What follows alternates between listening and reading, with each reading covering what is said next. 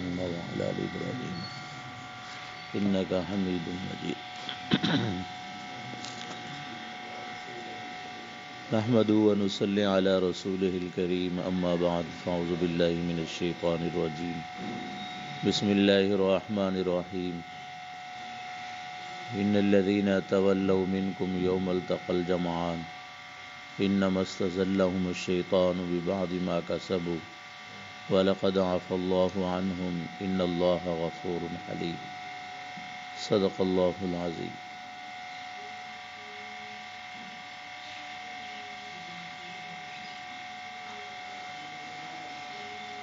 یہ آیاتیں قرآن پاک کی موقع احد کے دوران اللہ تعالیٰ نے نازل فرمائی اور احد کے واقعات کو ذکر فرمایا،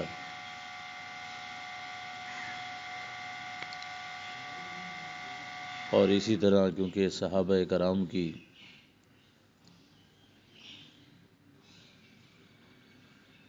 تربیت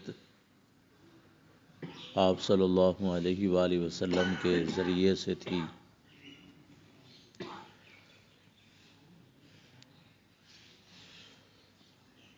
اور آپ صلی اللہ علیہ وآلہ وسلم نے مختلف موقعوں پر صحابہ کرام کی اصلاح، اور جیسے استاد اپنے شاگردوں کی اصلاح کرتا ہے ویسے ہی آپ صلی اللہ علیہ وآلہ وسلم نے صحابہ کرام کی اسی طریقے سے تربیت فرمائی۔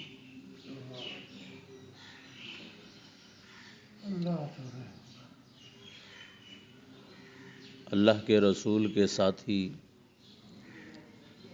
سارے کیونکہ کامیاب ہوئے، آپ صلی اللہ علیہ وآلہ وسلم کے جتنے بھی شاگرد تھے یعنی صحابہ کرام سب عزت کے ساتھ دنیا سے گئے، اور آگے ان کا مقام بھی عزت والا ہے۔ یہ اللہ تعالیٰ نے قرآن پاک میں اس کو واضح فرمایا کہ بے شک آپ کے ساتھی جو ہے اللہ کے ہاں دنیا میں بھی عزت والے ہیں اور آخرت میں بھی عزت والے ہیں۔ اب قرآن پاک جو ہے وہ اول سے آخر جو ہے وہ نصیحت ہے جہان والوں کے لیے۔ پورے جہان میں جتنے انسان ہیں سب کی رہنمائی جو ہے وہ قرآن کے ذریعے سے ہے۔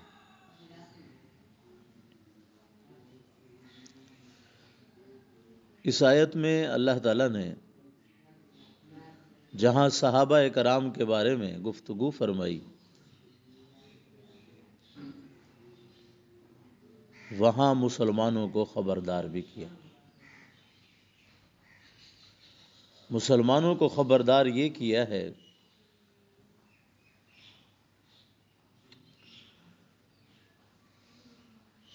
کہ جو عہد شیطان نے اللہ کے سامنے کیا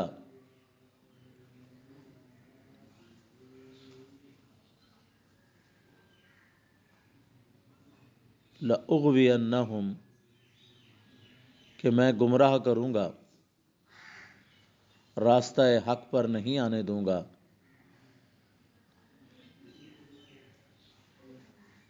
سیدھے راستے پر بیٹھوں گا۔ ثُمَّ لَآتِيَنَّ مِن بَيْنِ أَيْدِيهِمْ، انسان کو آگے سے، پیچھے سے، دائیں سے، بائیں سے گمراہ کر کے تیرے راستے سے ہٹاؤں گا۔ بس اس کا جو زور ہے کہ کسی طریقے سے جو ہے وہ اللہ کے بندے کا تعلق اللہ سے ختم ہو جائے. جب ختم ہو جائے گا یہ آدمی پھر شیطان کی بجائے یہ آدمی پھر رحمان کے دوست بننے کی بجائے شیطان کا دوست بن جائے گا. جب شیطان کا دوست بنتا ہے تو پھر شیطان وہ کسب کرواتا ہے، وہ گناہ کرواتا ہے، وہ مجرم بنا دیتا ہے اللہ کے سامنے کہ پھر یہ جنت کا وارث نہیں بن سکتا.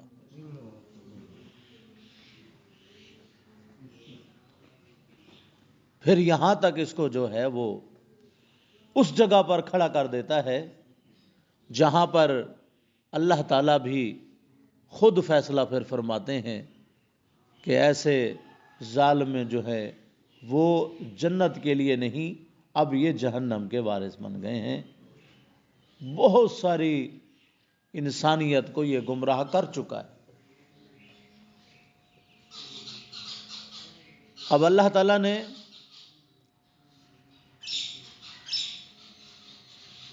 آخری کلام جو اتارا ہے اس میں انسانوں کے سارے وہ رستے جس سے انسان گمراہ ہوتا ہے اللہ تعالیٰ نے قرآن میں کھول کر بیان کر دیے.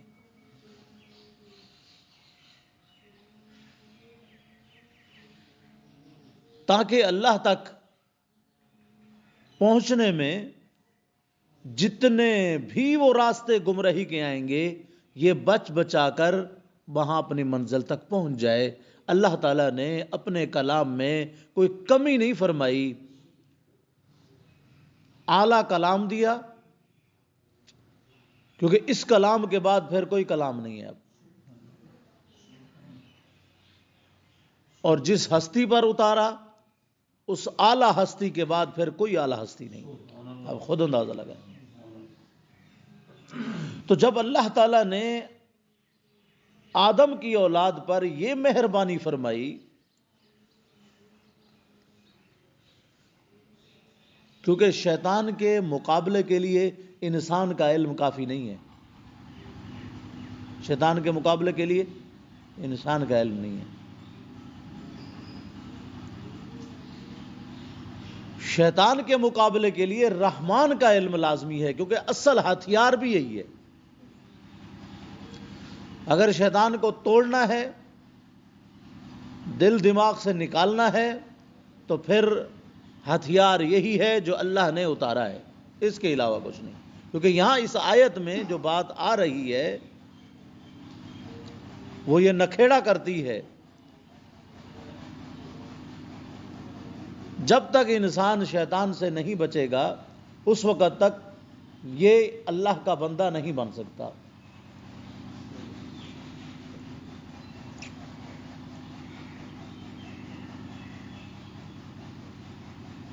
انما استزلهم الشیطان، پھسلا دیتا ہے شیطان. دیکھیں اللہ تعالیٰ کیا فرما رہے ہیں، پھسلا دیتا ہے شیطان ببعض ما کسبوا،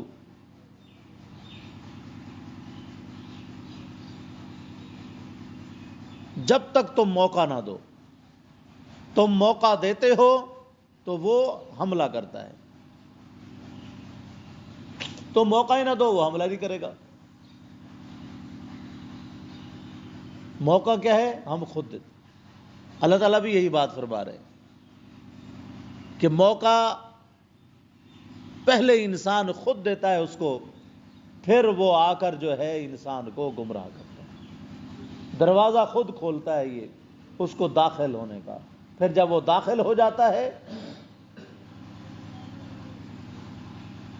پھر فرمایا کہ داخل ہو کر آپ نے اس کو موقع دیا، وہ نقصان تو کرے گا. چور گھر میں داخل ہو جائے کچھ نہ کچھ نقصان تو کر کے جاتا ہے.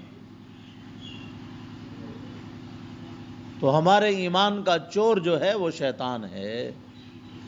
اللہ تعالیٰ نے جو ہمیں ایمان جیسی دولت عطا فرمائی،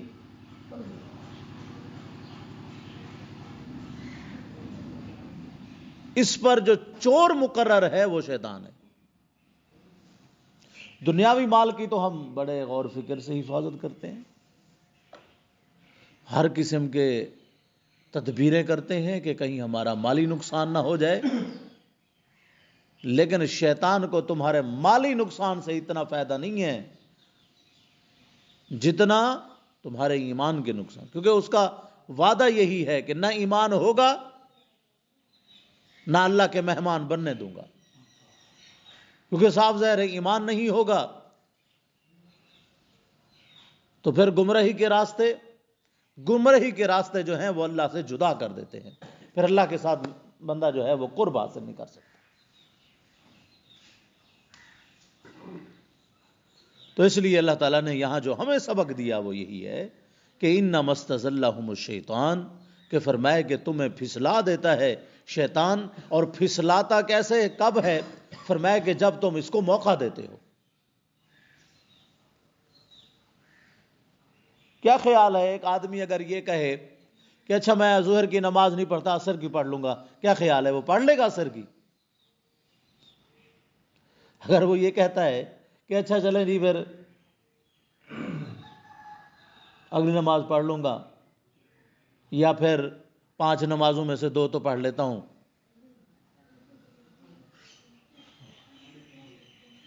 شیطان بعض اوقات آپ کو نورانی حساب سے بھی گمراہ کر دیتا ہے۔ یہ نہیں ہے کہ صرف ہمیں دعوت دے گا کہ آؤ جی گناہ کرو گناہ کرو، بعض اوقات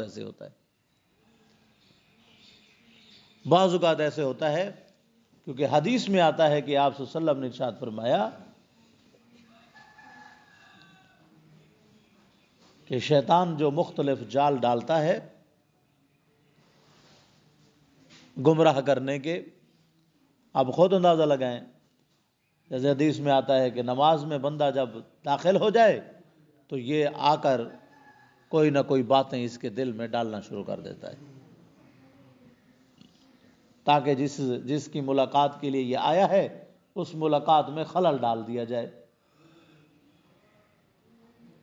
پھر آدمی اگر اپنے خیالات کی طرف چلا جاتا ہے، خیال نہیں کرتا، بس اپنے خیالات سوچنا شروع کر دیتا ہے، تو حدیث میں آتا ہے کہ اللہ تعالیٰ متوجہ ہوتے ہیں کہ جب یہ آدمی اللہ کی طرح متوجہ ہوتا ہے تو اللہ بھی متوجہ ہوتے ہیں، پھر جب اپنا دل دماغ کہیں اور لے جاتا ہے تو پھر اللہ تعالیٰ بھی اس سے توجہ ہٹا لیتا ہے۔ اب خود اندر ہے، نماز میں آیا کھڑا ہے، اللہ کی عبادت میں آیا کھڑا ہے، لیکن سوچ بازو غلط سوچ رہا ہوتا ہے۔ تو اللہ تعالیٰ کے سامنے تو دلوں پر بھی ہر چیز کھلی ہوئی ہوتی ہے کہ اس آدمی کے ارادے کیا ہیں، نیت کیا ہے، سوچ کیا رہا ہے۔ شیطان آپ کے مخالف کو کبھی آپ کے دل میں لے آئے گا، کبھی آپ وہ مخالفت کے بارے میں سوچنے لگ جائیں گے، کبھی آپ کو مال کی طرف لے آئے گا، پھر اس کے بارے میں سوچنے لگ جائیں گے۔ جو آپ کے ارادے ہیں اس کو پھر وہ نماز کی شکل میں لے آئے گا، تو پھر آپ کا جو نماز کا جو اثر ہے وہ نہیں رہتا کہ بندہ یہ نہیں سوچ سکتا میں کس ذات کے سامنے کھڑا ہوں، بس وہ مسجد میں کھڑا ہو یا باہر کھڑا ہو مطلب ایک ہی ہے، فرق نہیں آتا پھر۔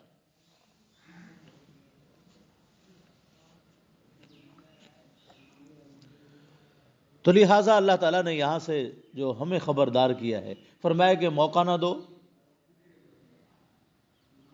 راستے تو میں نے تمہیں سارے بتا دیے ہیں، تم اس کو موقع ہی نہ دو، دروازے سارے بند رکھو اپنے،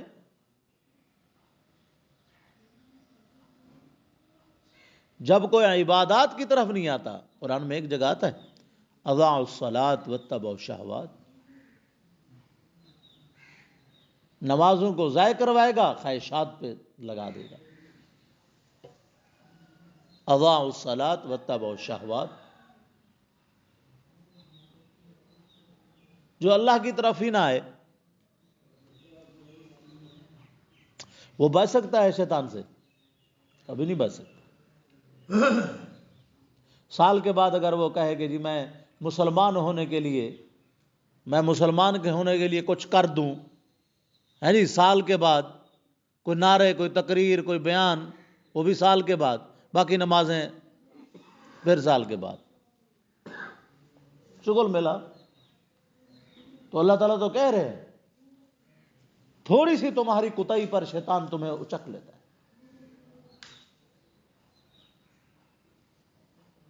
تو رحمان سے تعلق رکھنا ہے تو پھر صاف ظاہر ہے، پھر راستہ رحمان کی طرف تو آنا پڑے گا، چاہے دل مانے یا نہ مانے. دل کو منواتے رہیں گے تو یہ تو مرد دم تک نہیں مانے گا. جیسے آتا ہے حدیث میں کہ یہ تو سب کچھ بھی لے لے پھر بھی کہے گا اور چاہیے. خواہشات کبھی کافی نہیں ہوتی کیونکہ ان کی وسعت چلتی رہتی ہے، حتیٰ کہ آپ نے فرما دیا تھا کہ بس قبر کی ہی مٹی پھر سامنا کرے گا، اس وقت تک تو خواہشات چلتی رہے گی، کبھی کوئی خواہش، کبھی کوئی خواہش، کبھی کوئی خواہش. جتنا مال دولت مل جائے پھر اس سے زیادہ، جتنا مل جائے پھر اس سے زیادہ.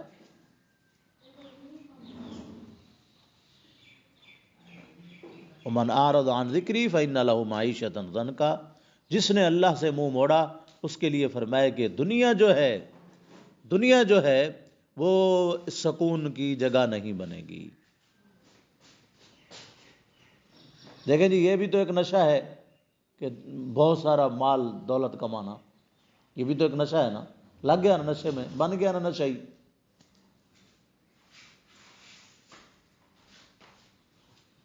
اور پھر قرآن میں آتا ہے کہ جب اللہ تعالیٰ دل میں آتے ہیں، الا بذکر اللہ تطمئن القلوب، دل بھی اس وقت تک سکون نہیں لے سکتا جب تک اللہ تعالیٰ نہ، کیونکہ شیطان تو دل کے سکون کا علاج نہیں ہے، علاج تو رحمان ہے. شیطان تو جانوروں سے بدتر بنا دیتا ہے آدمی کو. زنا کی طرف لگانا، موقع ہم نے خود دیا اور اس نے ہمیں مضبوط کر دیا، تھپکی دی، انہوں نے کہا ٹھیک ہے. موقع ہم خود دیتے ہیں. زنا کے اسباب کی طرف، شراب کی دوستیوں کی طرف، دوستیوں میں بیٹھ کر یہ کام کرتے ہیں. بس دوست ایسے بنائے، وہ یہ کام کرتے تھے، پھر یہ جب وہاں بیٹھا تو اسے بھی کرنا پڑے گا، یا دوست چھوڑنے پڑیں گے یا یہ کام کرنا پڑے گا. موقع تو خود دیا.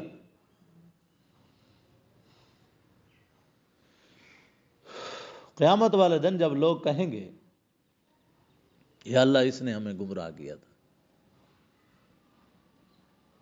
تو شیطان کہے گا کہ انہوں نے مجھے دیکھا تھا.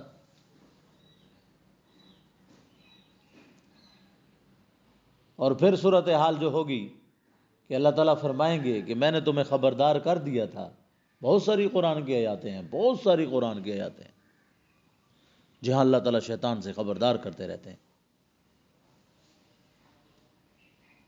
اب فرمائے کہ قیامت والے دن جب لوگ دیکھیں گے شیطان کو کہ اس کی طاقت اور سارا جب پتہ چلے، پھر کیا کہیں گے؟ وَمَن يَعْشُ عَن ذِكْرِ الرَّحْمَٰنِ نُقَيِّضْ لَهُ شَيْطَانًا فَهُوَ لَهُ قَرِينٌ، حتیٰ کہ کہیں گے کہ ہے کاش اس وقت ہم شیطان سے اتنا دور بھاگتے کہ شیطان کا اور ہمارا فاصلہ اتنا ہو جاتا جیسے مشرق اور مغرب. اب کہہ رہے ہیں کہ صحبت سے دور ہوتے، جب موقع ہے تو پھر اس وقت توجہ نہیں. جب اس کی صحبت سے ہٹنے کا کہا جا رہا ہے تو اس وقت موقع نہیں. تو اس لیے ہمیں چاہیے، ہر آدمی کو چاہیے کہ وہ اپنی زندگی میں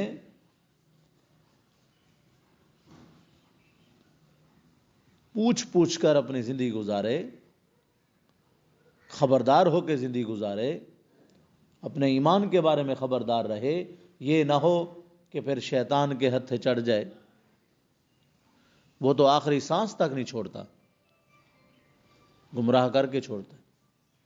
بڑے بڑے لوگوں کو انہوں نے گمراہ کیا، بڑے بڑے لوگوں کو گمراہ کیا، لیکن ہمیں یہ ایک مضبوط طاقتور ہتھیار یہ ہے جو اللہ تعالیٰ نے ہمیں عطا کیا ہے۔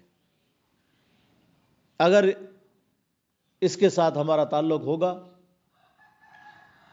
تو دیکھیں آج ہم نے جو سبق پڑھا ہے کہ شیطان کو موقع نہ دو تو شیطان تمہارا کچھ نہیں کر سکتا، یہ نصیحت اللہ تعالیٰ نے آپ صلی اللہ علیہ وسلم تک پہنچائی، آپ صلی اللہ علیہ وسلم نے صحابہ تک پہنچائی، صحابہ تک آج 30 یا 32 33 واسطوں سے کیونکہ حدیث چلتی ہے تو اتنے واسطوں سے یہ ہم تک پہنچی۔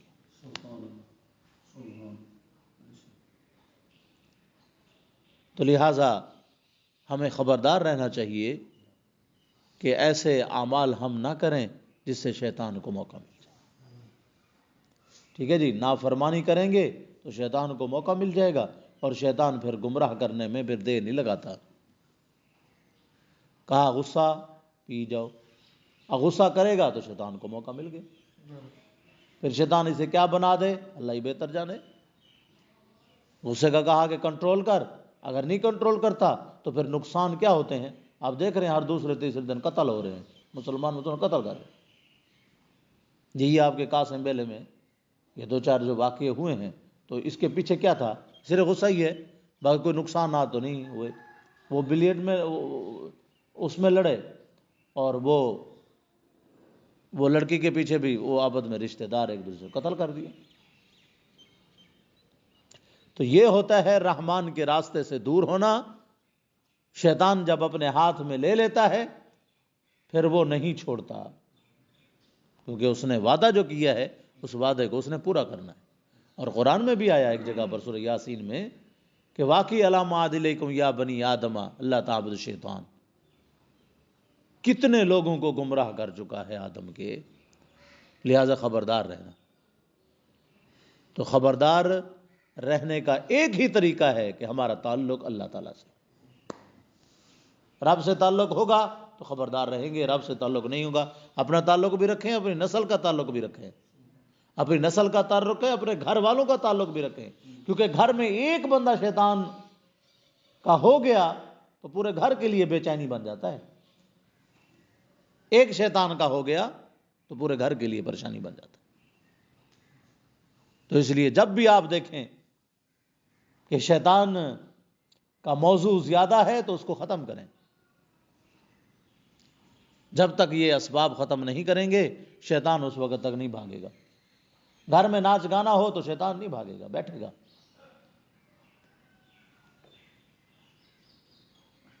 تو اسی طریقے سے ہم کوشش کریں کہ اللہ تعالیٰ نے جو ہمیں مسافر کو بھیجا ہے یہاں، تو مسافر کو چاہیے کہ بس اپنی تیاری کرے۔ کیا اس نے دل لگانے جی لگانے، یہ جی لگانے کی جگہ تھوڑی ہے۔ آج دیکھ نہیں رہے کیا صورتحال ہے، دنیا ہے ہی ایسی، دنیا ہے ہی امتحان کی جگہ۔ 2 سال کا بچہ آدھا جسم ہے آدھا نہیں ہے۔ یہ جو بمباری ہو رہی ہے فلسطین میں، اتنے ہزاروں کے ہزار بچے جو ہیں وہ شہید ہو گئے، عورتیں شہید ہو گئی۔ تو بس کیا جی لگانے یہاں پر، کہاں جی لگائیں جب اتنا غم ہر طرف پھیلا ہوا ہو، ہر طرف غم ہی غم، غم ہی غم۔ اللہ اکبر۔ اللہ پاک ہم سب کو عمل کرنے کی توفیق۔